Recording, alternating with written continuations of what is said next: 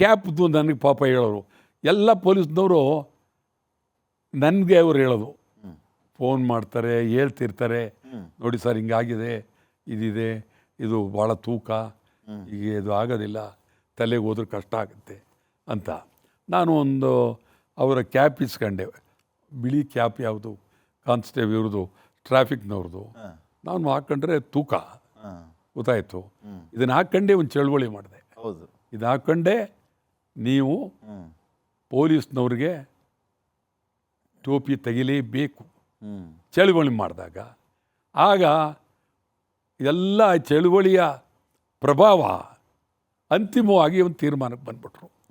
ಯಾವುದು ಕೊಡಬೇಕು, ಅವ್ರ ಹಿರಿಯ ಅಧಿಕಾರಿಗಳು ಈ ಥರ ನಮ್ಮ ಥರ ಕ್ಯಾಪ್ ಕೊಟ್ಬಿಟ್ರೆ ಅವ್ರ ಗತಿ ಏನು? ಅದರಲ್ಲೂ ಅವ್ರು ಸಣ್ಣತನ, ಅದೇನು ಕ್ಯಾಪ್ಲೇನು ಆಕಾಶ ಇರ್ತಿರಲಿಲ್ಲ, ರ್ಯಾಂಕಿಂಗು ತಾಪತ್ರಯ. ಆಮೇಲೆ ಏನಾರ ಕೊಡಲಿ, ಒಂದು ಚೇಂಜ್ ಮಾಡಲಿ ಅಂತಿತ್ತು. ಸೊ ಎಲ್ಲ ಕ್ಯಾಪ್ ತರಿಸಿದ್ರು. ಒಂದು ದಿನ ವೀರಿಂದ ಇವರು ಸಿದ್ದರಾಮಯ್ಯ ಹೋದರು, ಎಲ್ಲ ನೋಡಿದ್ರು, ತಾವು ಹಾಕೊಂಡ್ರು ತಲೆಗೆ. ಇದಿರ್ಬೋದು ಅಂಥೇಳಿ, ಅದೇನೋ ಆಂಧ್ರದ್ದು ಇದಿರಬೇಕು, ಅಲ್ಲೇದು ತೆಲಂಗಾಣದ್ದು ಇರಬೇಕು ಅಂತ.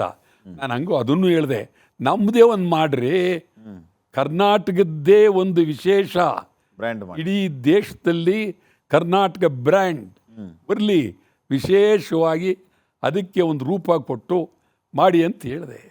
ಏನೋ ಮಾಡಿದ್ರು ಸದ್ಯ, ಯಾವುದೋ ಬರಲಿ, ಇನ್ಯಾಕೆ ಅದನ್ನು ತಕರಾರು ಹಾಕಬೇಕು ಅಂತೇಳಿ ಬಂದ್ಬಿಡ್ಲಿ, ಇದು ಹೋಗ್ಲಿ ಬರಲಿ ಅಂತ ಭಾಳ ಸತ್ರು. ನೀವು ಆರಂಭದಲ್ಲಿ ಹೇಳ್ತಾ ಇದ್ರಿ ಪೊಲೀಸರು ನನ್ನ ಬಗ್ಗೆ ಬಹಳ ಗೌರವ ಅಂತ ಹೇಳಿ. ಆ ಗೌರವ ಪ್ರತಿ ಚಳುವಳಿಯಲ್ಲೂ ನಿಮ್ಮ ಬಗ್ಗೆ ತೋರಿಸ್ತಾ ಇರ್ತಾರೆ ಅವರು. ನನಗನ್ಸುತ್ತೆ ಒಂದು ವಿಚಾರ ನಿಮ್ಮಿಂದ ಕೇಳ್ಬೇಕು ನಾನು. ಈಗ ನಿಮ್ಮ ಮನೆಯಲ್ಲಿ ನಿಮ್ಮ ಹೆತ್ತವರು ನಿಮ್ಮನ್ನ ಎಷ್ಟರ ಮಟ್ಟಿಗೆ ಆಡಿಸಿದ್ರೋ ಇಲ್ವೋ, ಆದರೆ ವಾಟಾಳ್ ನಾಗರಾಜ್ ಅವ್ರನ್ನ ಮಾತ್ರ ಲಾಲಿ ಹಾಡಿದ ರೀತಿ ಪೊಲೀಸರು ಯಾವಾಗಲೂ ಹಿಂಗೆ ಆಡಿಸ್ಕೊಂಡೇ ಗಾಡಿ ಹತ್ತಿಸ್ಬಿಡೋದು ಚಳವಳಿ.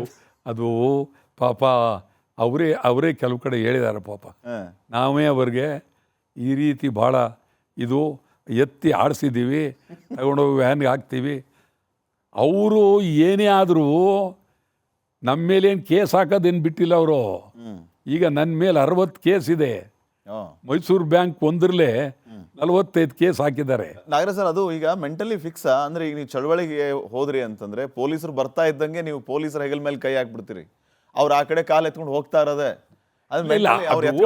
ಫಿಕ್ಸ್ ಅಂತ. ಇಲ್ಲ, ಏನಾಗುತ್ತೆ ಅಂತಂದ್ರೆ, ಅವರು ಯಾರನ್ನೇ ಆಗಲಿ ಆ ಫೋರ್ಸ್ನಲ್ಲಿ ಪೊಲೀಸ್ನವರು ಎಳ್ದಾಳೋದು ಮಾಡಿ ಕೈಕಾಲು ಮುರಿದ್ರ ಗತಿ ಅವರು ಹುಚ್ಚುಚ್ಚಾಗಿ ಹೇಳ್ದ. ಅದಕ್ಕೆ ನಾನೇ ಹೇಳ್ತೀನಿ, ಸುಮ್ಮನಿರ್ರಿ, ಗಂಭೀರ ನಿಂತ್ಕೊಳ್ರಿ ಅಂತೀನಿ. ಇತ್ತೀಚೆಗೆ ಹೇಳೋದು ಏನು ಮಾಡೋದಾಗೆ, ಅವರು ಎಳ್ದು ಹೋದ ಅಂದರೆ ಅಂಪಾಡಗೆ ಹೋಗಿರ್ತಾನೆ, ಕಾಲು ಹೋಗಿರೋದು ಯಾರ್ದು? ಹೌದು, ಆಯ್ತಾ? ಇದು ಅದರಿಂದ ಪಾಪ ಅನೇಕ ಸಾರಿ ಹೊರಟಾಗೂ ನಡ್ಕೊಂಡಿದ್ದಾರೆ. ಪರಿಸ್ಥಿತಿ ನಿಮ್ಮ ಜೊತೆಗೆ ವಾಟಾಳ್ ನಾಗರಾಜ್ ಅವ್ರ ಜೊತೆಗೆ ಯಾರು ಹೊರಟಾಗಿ ನಡ್ಕೊಂಡಿಲ್ಲ ಅಂತ ನನ್ನ ಬಲವಾದ ನಂಬಿಕೆ. ನೀವು ಯಾವಾಗ ಹುಟ್ಟಿದ್ದು? ನೀವು ಯಾವ ಇಸ್ವಿ? ನಿಮಗಿಂತ ಬಹಳ ಚಿಕ್ಕವನು, ಒಂದು 25-30 ವರ್ಷದ ಹಿಂದೆ ಹುಟ್ಟಿದ್ದೀನಿ. ಅದು ಸರಿ, ಸುಮಾರು 90s ಅಲ್ಲಿ. 90. ಅಯ್ಯಯ್ಯೋ, ನಾನು ಅದನ್ನೇ ಹೇಳಿದ್ನ, ಭಾಳ ಭಾಳ ಭಾಳ ಅಯ್ಯಯ್ಯೋ, ಅಜಗಜಾಂತರ ನಮ್ಮನ್ನು ಆವಾಗ ನೀವು ನೋಡಿದ್ರೆ ಕಣ್ಣೀರಿಡ್ತೀರಿ. ನಮ್ಮನ್ನು ಚಳುವಳಿ ಮಾಡಿದ್ರೆ ಎಲ್ಲಿ ಬಂಧನ ಮಾಡಿ ಎಲ್ಲಿಡ್ತಾಯಿದ್ರು, ಲಾಕಪ್ ನೋಡ್ಬೇಕು ನೀವು, ನೋಟಕ್ಕಾರ ನೋಡಬೇಕು. ನಾನು ಹೇಳೋದು ಲಾಕಪ್ ಒಳಗಡೆ ಎಲ್ಲ ಸ್ಟೇಷನ್ಲಿ ಈಗ ಸ್ವಲ್ಪ ಅದು ತೆಗೆದಿದ್ದಾರೆ. ಎಲ್ಲ ಲಾಕಪ್ ಅಂದರೆ ಕಂಪ್ಲೀಟ್ ಕಬ್ಬಿಣ ಸರಳು, ಅದರೊಳಗೆ ಇದು. ಈಗ ನೀವು ನನ್ನ ಬಾಲ್ಯ ನೆನೆಸಿದ್ರಿ ನಾಗರಾಜ್ ಸರ್. ನೀವೆಲ್ಲ ನಮಗೆ ಈಗ ನೋಡಿ, ನಾವು ನಿಮ್ಮ ಜೊತೆಗೆ ಸಂದರ್ಶನ ಕೂತಿದ್ದೀವಿ. ಆ್ಯಕ್ಚುಲಿ ನಾವು ಚಿಕ್ಕವರಿದ್ದಾಗಲೇ ಫೇವ್ರೇಟು. ಅದು ಸರಿ. ಯಾಕೆ ಅಂತ ಕೇಳಿ. ಯಾಕೆ ಅಂತಂದ್ರೆ, ನೀವು ಟಿವಿಲಿ ಬಂದ್ರಿ, ಪೇಪರಲ್ಲಿ ಬಂದ್ರಿ ಅಂತಂದ್ರೆ ನಮಗೆ ಅವತ್ತು ರಜಾ ಅಂತ ಫಿಕ್ಸ್. ವಾಟಾಳ್ ನಾಗರಾಜ್ ಸರ್ ಬಂದ್ರು ಅಂದ್ರೆ ನಮ್ಮ ಸ್ಕೂಲ್ಗೆ ರಜಾಪ ಹಂಗಿದ್ರೆ. ಕರ್ನಾಟಕ ಬಂದ್ ಹೇಳ್ತಾರೆ ನಮಗೆ ರಜಾ ಸಿಗುತ್ತೆ ಅಂತ ಹೇಳಿ. ನೀವು ಬಂದ್ರಿ ಅಂತಂದ್ರೆ ನಮ್ಗೆ ಒಂದ್ ರೀತಿ ಖುಷಿ ಸರ್. ವಾಟಾಳ್ ನಾಗರಾಜ್ ನಮಗೆ ಇವತ್ತು ಸ್ಕೂಲ್ಗೆ ರಜಾ ಸಿಗುತ್ತೆ. ಬೇಕಾದಷ್ಟು ನಡೆದೆ, ಬರೀ ವಿದ್ಯಾರ್ಥಿಗಳದೇ. ಇದ್ರ ಸಂದರ್ಭದಲ್ಲಿ ಪಾಸ್ ಮಾಡಿಸಿ ಅನ್ನೋರು. ಈ ಕೊರೋನಾ ಸಂದರ್ಭದಲ್ಲಿ ಕೋವಿಡ್ ಟೈಮಲ್ಲಿ. ಹಾಂ. ಎಷ್ಟೋ ಸಾರಿ ಹೇಳಿದೆ, ಪಾಸ್ ಮಾಡಿಬಿಡಿ, SLC ವರ್ಗೂ ಹೋಗಲಿ ಪಾಪ, ಎಷ್ಟೋ ಸಾರಿ ಹೇಳಿದ್ದೀನಿ. ಅವ್ರು ಇವತ್ತೂ ಎಲ್ಲಿವರೆಗೆ ಹೇಳ್ತಾರೆ ಅಂತಂದರೆ, ನೀವು ಮುಖ್ಯಮಂತ್ರಿ ಆಗಬೇಕು ಸರ್, ನೀವು ಮುಖ್ಯಮಂತ್ರಿ. ಸರಿ ಕಂಡ್ರೆ ನಿಮ್ಮ ಓಟ್ ಕೊಟ್ರೆ ಆಗಲ್ಲ, ಅದು ಸುಲಭ ಅಲ್ಲ.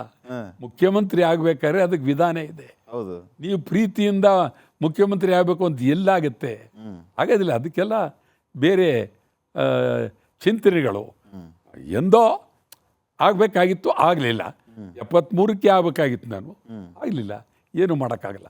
ಅದಕ್ಕೋಸ್ಕರವಾಗಿ 73ರಲ್ಲಿ ನೀವು ಮುಖ್ಯಮಂತ್ರಿ ರೇಸಲ್ಲಿ ಇದ್ರಿ. ಆ ಥರ ಇದ್ನಲ್ಲ. ಅವಾಗ ಸಾಹಿತಿಗಳು ಕೆಲವರು ಅಲ್ಲಿ ಭಾಳ ಅದ್ಭುತವಾಗಿ ಇವತ್ತು ನೆನ್ಕೊಳ್ಬೇಕು.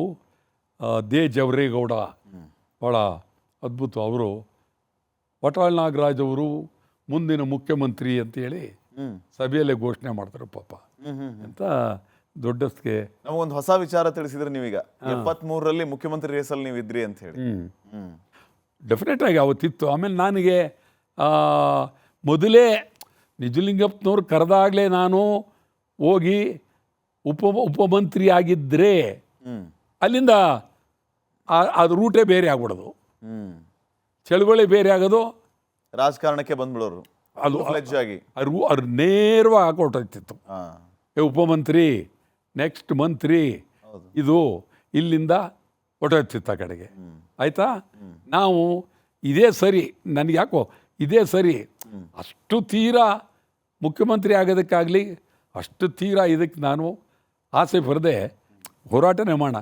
ಈಗ ಅವ್ರಿಗೂ ನಾನು ಹೇಳಿದೆ, ನಿಜಲಿಂಗಪ್ಪನವ್ರಿಗೂ, ಇಲ್ಲೇ ಬೇಡಿ ದಯವಿಟ್ಟು ನಾನು ಚಳುವಳಿ ಮಾಡಬೇಕಾಗತ್ತೆ, ಮಂತ್ರಿ ಆದರೂ ಮಾಡೋಕ್ಕಾಗೋದಿಲ್ಲ ಅಂತ. ಅವರು ಅಯ್ಯೋ ಯಾರಪ್ಪ ಇವನು ಆ ಥರ, ನನ್ನ ಎಲ್ಲರೂ ಮಂತ್ರಿ ಆಗ್ತೀವಿ ಅಂತಾರೆ, ಇವನು ಬಂದು ಈ ಥರ ಹೇಳ್ತಾನಲ್ಲ ಅಂಥೇಳಿ ಅವ್ರ ತಲೆಯಲ್ಲಿ.